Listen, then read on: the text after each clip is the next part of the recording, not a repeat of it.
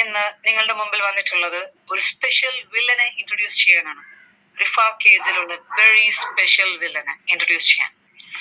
കേരളത്തിലെ പബ്ലിക്കിനെ പഠിച്ചുകൊണ്ടിരിക്കുന്ന ഒരു വില്ലൻ, അതും റിഫ കേസിൽ നിങ്ങളെ എല്ലാ തരത്തിലും പറഞ്ഞ് വിശ്വസിപ്പിച്ച് ഞാൻ അങ്ങനെ ചെയ്യുന്നു ഇങ്ങനെ ചെയ്യുന്നു, ഞാൻ തന്നെയാണ് പോലീസും പട്ടാളവും ഇതിന്റെ ജഡ്ജും എന്നൊക്കെ പറഞ്ഞിട്ട് റിഫ കേസിനെ വെൽ പ്ലാൻ ചെയ്തിട്ടാണ് ആ വില്ലൻ ഇതുവരെ കേരളത്തിലെ പബ്ലിക്കിന്റെ മുമ്പിൽ കൊണ്ടുവന്നിട്ടുള്ളത്. ആ വില്ലനാണ് Khader Karippodi. Khader Karippodi, are you a journalist? നിങ്ങളൊരു ജേർണലിസ്റ്റ് ആണോ? സർട്ടിഫൈഡ് ജേർണലിസ്റ്റ് ആണോ നിങ്ങൾ എപ്പോഴും നിങ്ങളുടെ ചാനൽസിൽ വരുമ്പോൾ പറയുന്ന ഒരു കാര്യമുണ്ടല്ലോ, ഞാനൊരു പത്രപ്രവർത്തകനാണ്, ഞാൻ അതിനു വേണ്ടി അങ്ങനെ ചെയ്യുന്നു ഇത് ചെയ്യുന്നു, എല്ലാ ഇൻഫർമേഷനും ഇൻവെസ്റ്റിഗേഷനും എല്ലാം നിങ്ങളുടെ ചാനലിലൂടെ തന്നെ നിങ്ങൾ ചെയ്തിട്ട് റിഫ കേസിനെ നിങ്ങൾ സക്സസിലോട്ട് എത്തിക്കുന്നു എന്നൊക്കെയായിരുന്നല്ലോ ഇതുവരെ പബ്ലിക്കിന് മുമ്പിൽ എത്തിച്ചത്. നിങ്ങൾ എന്തെത്തിച്ചു? നിങ്ങൾ ജനങ്ങളുടെ മുമ്പിൽ എന്ത് പ്രൂഫും എന്ത് കാര്യങ്ങളാണ് റിഫ മർഡർ കേസിന് കൊണ്ടുവന്നിട്ടുള്ളത്? പറയൂ ജനങ്ങളോട്. നിങ്ങൾ ഖാദർ കരിപ്പൊടി, ഈ പേര് നന്നായിട്ട് സ്യൂട്ട് ചെയ്യുന്നുണ്ട് കേട്ടോ. ഖാദർ കരിപ്പൊടി, കരി എന്ന് പറയുന്നത് മലയാളീസിൽ എനിക്ക് തോന്നുന്നു കരി, ഞാനൊക്കെ മനസ്സിലാക്കിയിട്ടുള്ളത് കരി ഈസ് ബ്ലാക്ക്.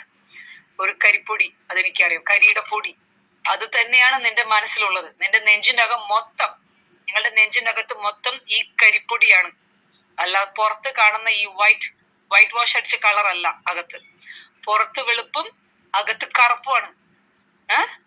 അല്ലെങ്കിൽ നിങ്ങൾക്ക് ആ ഫാമിലി റിഫയുടെ കേസിനെ 4 വർഷത്തേക്ക് നീട്ടിക്കൊണ്ടുപോകാനുള്ള കഴിവ്, വെരി ടാലന്റഡ്. ഞാനൊരു പത്രപ്രവർത്തകനാണ്, ഞാൻ ഭയങ്കരമായിട്ട് എത്തിക്സ് ഉള്ള ഒരു പത്രപ്രവർത്തകനാണെന്ന് നിങ്ങൾ എല്ലാ ചാനലിലും നിങ്ങളെ തന്നെ പൊക്കിക്കൊണ്ട് എപ്പോഴും പറയുന്നത് ഞാൻ കേട്ടിട്ടുണ്ട്. നിങ്ങൾ ശരിക്കും ഒരു ജേർണലിസ്റ്റ് ആണോ? അതും സർട്ടിഫൈഡ് ജേർണലിസ്റ്റ് ആണോ? വെറുതെ ശരിക്കും പ്യൂർ ആയിട്ട് സർട്ടിഫൈഡ് ജേർണലിസ്റ്റ് ആയിട്ടുള്ള ഇഷ്ടംപോലെ ആൾക്കാരുണ്ട് കേരളത്തില്. അവർക്കൊക്കെ വെറും ഒരു ചീത്തപ്പേര് വെക്കാൻ വേണ്ടിട്ട് മാത്രമുള്ള ഒരു പത്രപ്രവർത്തകനാണ് ഞാൻ എന്ന് പറഞ്ഞിട്ട് നടക്കുന്നതല്ലേ നിങ്ങള്? ഖാദർ കരിപ്പൊടി, ഞാൻ നിങ്ങളൊരു വില്ലനാണ്, റിഫയുടെ കേസിലൊരു വില്ലനാണ് എന്ന് ഞാൻ നിങ്ങളെ ഇൻട്രൊഡ്യൂസ് ചെയ്തിട്ടുണ്ടെങ്കിൽ അത് എന്തിനാണ് ഞാൻ ഇൻട്രൊഡ്യൂസ് ചെയ്തത്, എന്തിനാണ് ഞാൻ ഇങ്ങനെ പറഞ്ഞതെന്നുള്ള റീസൺ നിങ്ങൾക്കറിയാം, പക്ഷെ ജനങ്ങൾക്കറിയില്ല. അതെന്തുകൊണ്ടെന്ന് വെച്ചാൽ Rifa murder case, it's not a suicide, it's a murder case. ആ മർഡർ കേസിന്റെ പിറകിലുള്ളതെല്ലാം സ്മഗ്ലേഴ്സ് ആണ്. ആ സ്മഗ്ലേഴ്സ് ഹയർ ചെയ്ത ആളാണ് ഖാദർ കരിപ്പൊടി. ഡെൻസറിന്റെ കൂടെയുള്ള ബാക്കിയുള്ള എല്ലാ ടീംസും ആരൊക്കെയെന്ന് വെച്ചാൽ റിഫ കേസിന് വേണ്ടി പ്രവർത്തിച്ച കാര്യങ്ങളും അവർക്ക് വേണ്ടി കേരളത്തിൽ ഈ കേസിനെ അവരിലോട്ടൊന്നും എത്താതെ മെഹനാസിൽ മാത്രം ഒതുക്കി തീർക്കാൻ യൂസ് ചെയ്ത ആളാണ് ഖാദർ കരിപ്പൊടി. അതെങ്ങനെയാണ് ഞാനിപ്പം ഇത്രയും ഡീറ്റെയിൽ ആയിട്ട് ഇത് പറയാനുള്ള റീസൺ എന്ന് വെച്ചാൽ, ബിഗിനിങ്ങിൽ എനിക്കും തോന്നിയിട്ടുണ്ടായിരുന്നില്ല. ബിഗിനിങ്ങിൽ ആരും നിങ്ങളുടെ വീഡിയോസ് കണ്ടു കഴിഞ്ഞാൽ വിചാരിക്കും you are a very sincere genuine person to that family എന്നേ വിചാരിക്കുള്ളൂ. പക്ഷേ in Rifa's case, when I start my investigation, it's very very clear. അതിന്റെ എല്ലാ കാര്യം വന്ന് ചേർന്ന് എൻഡ് ചെയ്യുന്നത് ഖാദർ കരിപ്പൊടിയുടെ അടുത്താണ്. Got it? റിഫ കേസ് വെറും 4 മാസം കൊണ്ട് ക്ലിയർ ആവേണ്ട കേസായിരുന്നു. അതാണ് 4 വർഷമായിട്ട് തെളിയാതിരിക്കുന്നത്. അതിനുള്ള ഒരേ ഒരു reason is you, Khader Karippodi, is you. നിങ്ങളാണ് ഈ കേസിനെ 4 വർഷമായിട്ടും തെളിയാത്ത രീതിയിൽ ഇവിടം വരെത്തിച്ചത്. അല്ലാതെ വേറൊരാളിലും ഞാൻ എത്തിയിട്ടില്ല. അതുകൊണ്ട് തന്നെയാണ് ഞാൻ ഈ വീഡിയോ ഇട്ടത്. ജനങ്ങൾ അറിയണം. നിങ്ങളുടെ മാസ്ക്, നിങ്ങളിട്ട മുഖംമൂടി ഉണ്ടല്ലോ, ജനങ്ങളുടെ മുമ്പിൽ കേരള എന്ന് പറഞ്ഞ മുഖംമൂടി ഉണ്ടല്ലോ, അത് ജനങ്ങൾ അറിയണം നിങ്ങൾ എന്താ ചെയ്യുന്നത്. അതും ആ പാവപ്പെട്ട ആ ഫാമിലീസിനെ അവരുടെ കണ്ണീര് കുടിച്ചിട്ട് നിങ്ങൾക്ക് എന്ത് കിട്ടാനാണ് ലൈഫില്? You wait. എന്ത് വിചാരിച്ചത് റിഫ വിടുന്നോ? She is not going to leave you. Khader Karippodi, Rifa നിങ്ങളെ വിടില്ല. Okay? She is not going to leave you. നിന്നെ വെറുതെ വിടില്ല, നീ ഉറപ്പിച്ചോ കാര്യത്തില്ല. ഷാലൂസ് വോയിസ് എന്ന് പറയുന്ന ഒരു ചാനലുണ്ട്, അതിൽ Nihal, his name is Nihal I think, അവര് ഖാദർ കരിപ്പൊടിയുടെ നേരെ റിഫയുടെ കേസിനെ കണക്ട് ചെയ്തിട്ട് കുറെ കാര്യങ്ങൾ സംസാരിക്കുന്നുണ്ടായിരുന്നു. അതിൽ അവരെടുത്തു പറയുന്ന ഒരു കാര്യമുണ്ട്. 188 കിലോമീറ്റർ എന്തിന് ട്രാവൽ ചെയ്തിട്ട് കാസർഗോഡ് നിന്ന് കാലിക്കറ്റിൽ വന്നു.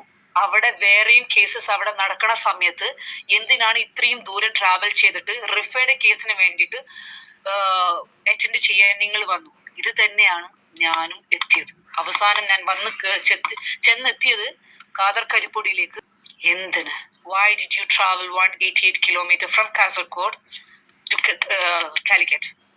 അവിടെ വേറെ കേസസും കാര്യങ്ങളൊന്നും ഇല്ലായിട്ടാണോ നിങ്ങൾക്ക് റിഫയുടെ കേസിന് മാത്രമായിട്ട് അവിടുന്ന് ട്രാവൽ ചെയ്ത് വന്നത്? അപ്പോൾ നിങ്ങൾക്ക് അത്രമാത്രം ഇൻസൈഡിൽ റിഫ കേസിന് വേണ്ടി I have to help that family എന്ന് അത്രമാത്രം ഉള്ളിൽ സിൻസിയർ ആയിട്ട് ജെന്യൂൻ ആയിട്ട് ഫീൽ ചെയ്തിട്ടാണോ നിങ്ങൾ വന്നത്? അതോ ഇതിന്റെ പിറകിലുള്ള ആൾക്കാരെ നിങ്ങൾ ഹയർ ചെയ്തിട്ട് അവിടുന്ന് ട്രാവൽ ചെയ്തിട്ട് ആ വീട്ടിലോട്ട് നിങ്ങളുടെ ഇമേജ്, ആ ഫാമിലിയിലോട്ട്, ആരും ഇല്ലാത്ത ആ ഫാമിലിക്ക് നിങ്ങളുടെ എല്ലാ ഫാൾസ് ഇമേജ് അവർക്ക് കാണിച്ചിട്ട് അവരുടെ വിശ്വാസവും കാര്യങ്ങളൊക്കെ, അവരുടെ എല്ലാ കാര്യങ്ങളിലും നിങ്ങൾ ഞാനാണ് ഈ കേസിനെ മുന്നോട്ട് കൊണ്ടുപോകാൻ പോകുന്നത് എന്ന് പറഞ്ഞിട്ട് ആ ട്രസ്റ്റ് ആ ഫാമിലിക്ക് കൊടുക്കാൻ വേണ്ടിയിട്ടല്ലേ നിങ്ങൾ പോയത്? എന്നിട്ട് നിങ്ങളുടെ ചാനലിലൂടെ നിങ്ങൾ എല്ലാ വീഡിയോസ് എടുത്ത് നോക്കിക്കഴിഞ്ഞാൽ മനസ്സിലാകും ആ ചാനലില് it is sticking only and only to Mehnaz. മെഹനാസിൽ മാത്രമേ ഈ കേസ് നിൽക്കുന്നുള്ളൂ. മെഹനാസിൽ നിന്ന് ആ കേസ് എങ്ങോട്ടും പോകുന്നില്ല.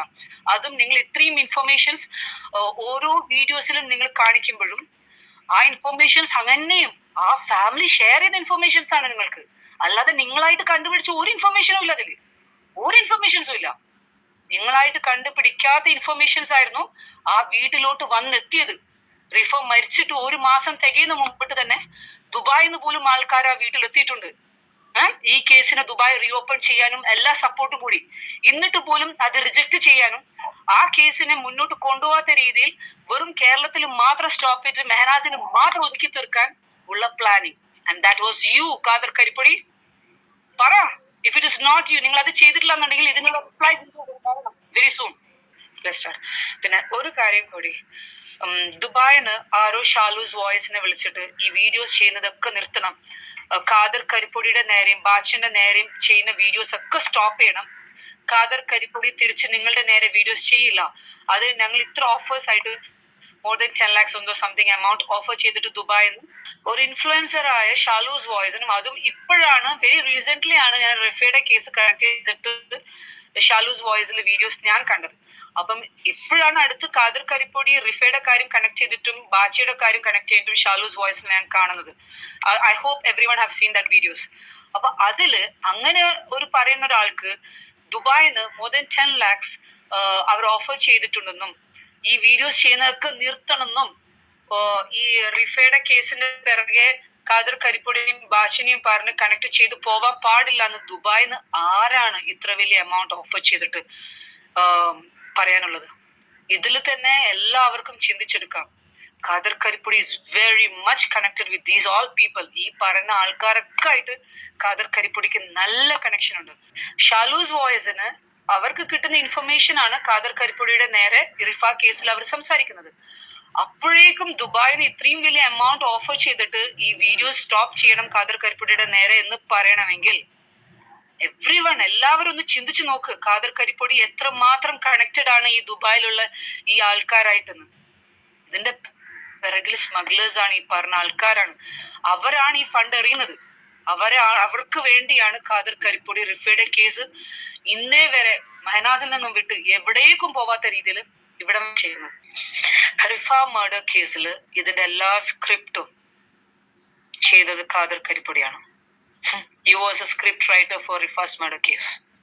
ആ ഫാമിലിയിലും കേരളത്തിലെ പബ്ലിക്കിന് മുമ്പിലും സ്ക്രിപ്റ്റ് റൈറ്റർ ഖാദർ കരിപ്പൊടിയായിരുന്നു.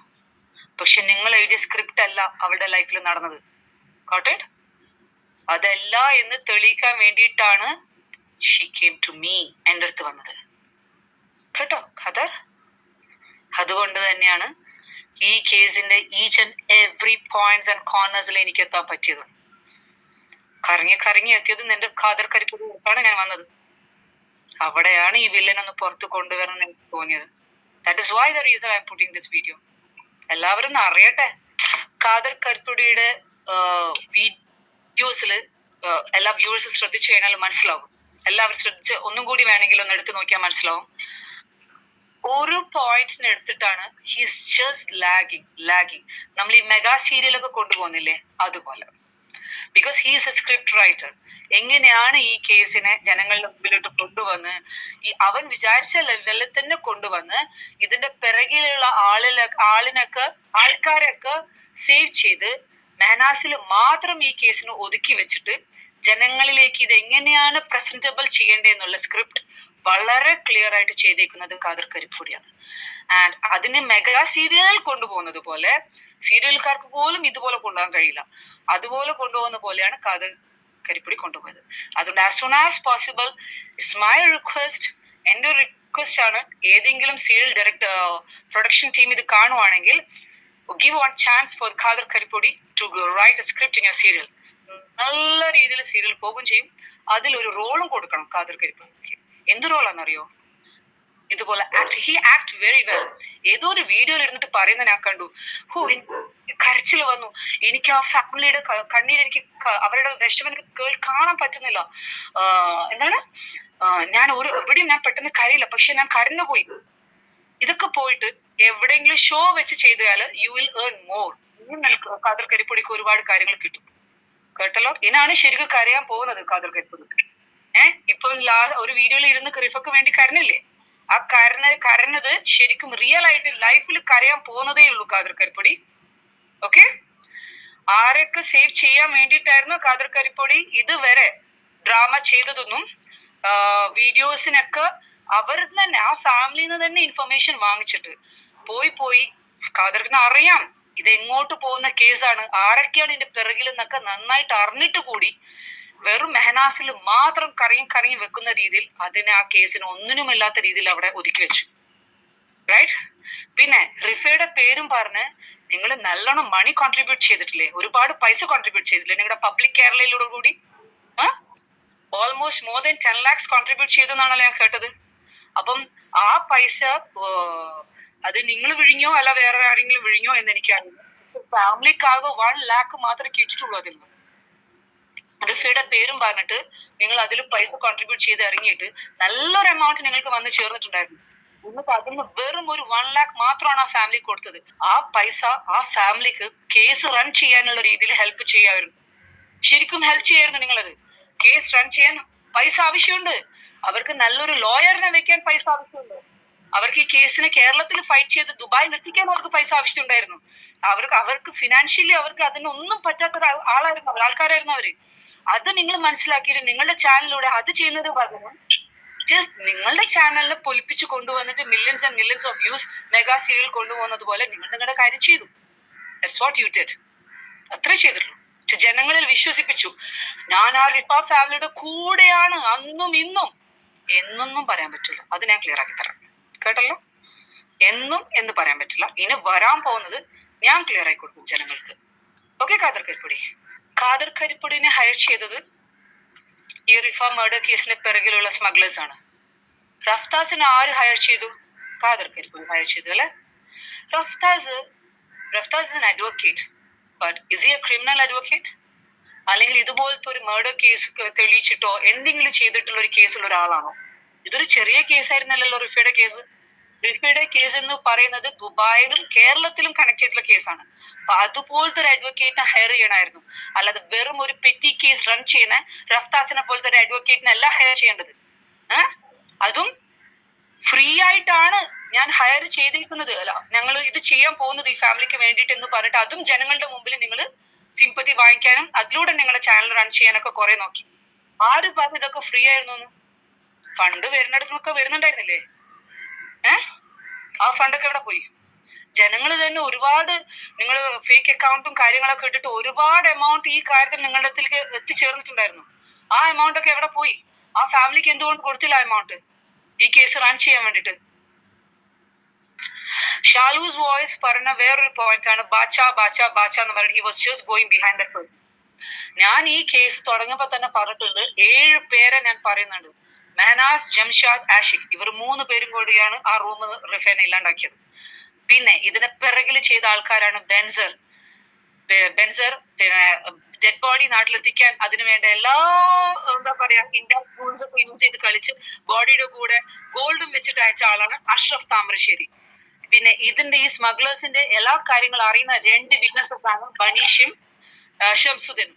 ഇങ്ങനെയാണ് ഞാൻ 7 പേരെ പറഞ്ഞത്. ബാക്കി ഇതിന്റെ കൂടെ ഒരുപാട് പേരുണ്ടാവും എന്നാണ് ഞാൻ അന്നേ പറയുന്നുണ്ട്, കഴിഞ്ഞ വീഡിയോസിലൊക്കെ ഞാൻ പറയുന്നുണ്ട്. അതിൽ ചിലപ്പം ഈ മുൻതീർ, തൻസീർ, വാച്ച എന്നൊക്കെ പറഞ്ഞിട്ട് കുറെ ആൾക്കാർ വരും, ഉറപ്പുള്ള കാര്യമാണ്. ഖാദർ കരിപ്പൊടി ബാച്ചനെ മാത്രമല്ല ഹൈഡ് ചെയ്യുന്നത്, ഇതിന്റെ പിറകിലുള്ള എല്ലാ ആൾക്കാരും ചെയ്യുന്നുണ്ട്. ബാച്ചയുടെ വായ തുറന്നു കഴിഞ്ഞാല് ഈ ബാക്കിയുള്ള ആൾക്കാരും കൂടി വരും പുറത്തോട്ട്. അതുകൊണ്ടാണ് ബാച്ചനെ ശരിക്കും സേവ് ചെയ്ത് വെക്കുന്നത്. ഇത്രേ ഉള്ളൂ. വേറൊരു കാര്യം കൂടി ഇതിൽ പോയിന്റ് ചെയ്യാനുള്ളതെന്ന് വെച്ചാല്, റിഫ മരിച്ചിട്ട് റിഫയുടെ ഡെഡ് ബോഡിയുടെ കൂടെ എത്ര ആൾക്കാരാണ് ദുബായിന്ന് ഇങ്ങോട്ടേക്ക് വന്നിട്ടുള്ളത് നാട്ടില്. മെഹനാസ് ശരിക്കും അവിടെ നിൽക്കേണ്ട ആളാണ്. മെഹനാസ് കാരണമാണ് റിഫ സൂയിസൈഡ് ചെയ്തിട്ടുണ്ടെങ്കിൽ ശരിക്കും മെഹനാസ് അവിടെ സ്റ്റക്ക് ആവേണ്ട ആളാണ്. മെഹനാസിനടക്കം ലീഗൽ ഡോർ ഓപ്പൺ ആക്കിയതുപോലെ നാട്ടിലത്തെ മെഹനാസ് എത്തി. റിഫയുടെ ബ്രദർ വന്നത് okay, Richu have to come with a body.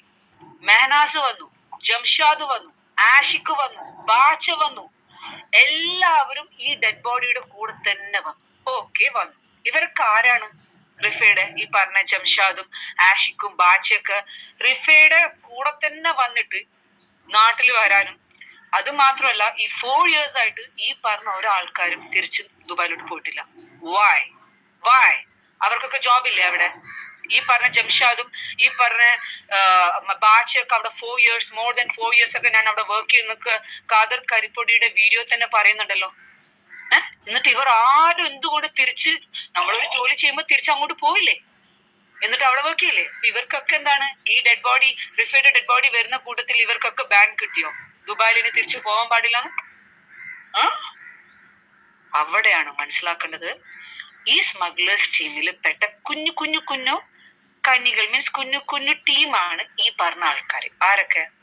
Jamshad, Ashiq, ബാച്ച,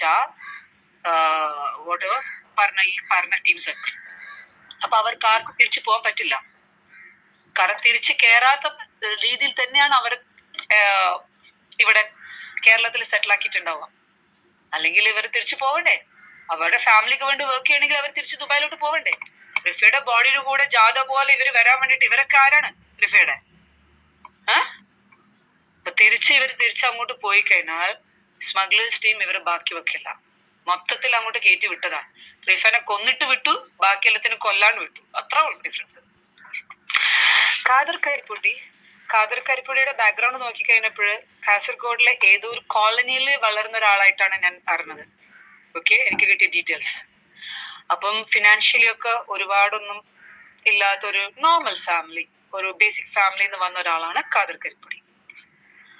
അങ്ങനെയുള്ള ഒരാള് വിത്തിൻ 4 years കൊണ്ട് ഈ ലെവലിൽ റിച്ച് പൊസിഷനിൽ ഇരിക്കാൻ മാത്രം എങ്ങനെ സംഭവിച്ചു? നല്ല വലിയ വീട്, എത്രയോ പ്രോപ്പർട്ടീസ് എല്ലാം ഖാദർ കരിപ്പൊടിയുടെ പേരിലുണ്ടെന്ന് കേട്ടല്ലോ. ഇതൊക്കെ എങ്ങനെ വന്നു? ഈ 4 yearsനുള്ളിൽ ഖാദർ കരിപ്പൊടിക്ക് അത്രമാത്രം യൂട്യൂബ് ചാനലിന് കിട്ടുന്നുണ്ടായിരുന്നോ? കുറെ പേര് ചെയ്യുന്നുണ്ടല്ലോ യൂട്യൂബൊക്കെ. ആരും ഇതുപോലെ പ്രോപ്പർട്ടീസ് ഒക്കെ വാങ്ങിച്ചായിട്ടും അറിവില്ല. ഖാദർ കരിപ്പൊടിക്ക് ലോട്ടറി അടിച്ചു അല്ലെ? ദുബായ് ലോട്ടറി അടിച്ചത്. അത് ദുബായ് നിന്നാണ് ഖാദർ കരിപ്പൊടിക്ക് ലോട്ടറി അടിച്ചത്.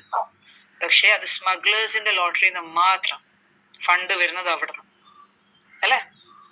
ഇതൊക്കെ ഞാൻ പറയുന്നത് എല്ലാം ഫേക്കാണ്, തെറ്റാണെന്നൊക്കെ ഉണ്ടെങ്കിൽ you do one thing, put the video towards me. എന്നോട് പറ ഇതൊന്നും അങ്ങനെയല്ല, എന്നോടൊന്നല്ല, ജനങ്ങൾക്ക് വിശ്വസിപ്പിക്കുക ഇങ്ങനൊന്നും അല്ല എല്ലാ കാര്യങ്ങളും. ഓക്കെ, അപ്പൊ ഞാൻ പറഞ്ഞതും നിങ്ങൾ പറഞ്ഞതും എല്ലാ കാര്യങ്ങളും ജനങ്ങളുടെ മനസ്സിലുണ്ടാവും. എന്നിട്ട് റിഫയുടെ കേസ് എൻഡ് ആവുമ്പം നമുക്ക് കാണാം. പബ്ലിക് കേരള എന്നുള്ളതല്ലേ ചാനലിന്റെ പേര്? കേരളയിലെ പബ്ലിക്, ആ പബ്ലിക് തന്നെ, ആ കേരളയിലെ പബ്ലിക് തന്നെ ചാനലിനെ പൂട്ടിക്കോളും റിഫയുടെ കേസ് കഴിയുമ്പോഴേക്കും. Okay Khader Karippodi, all the best.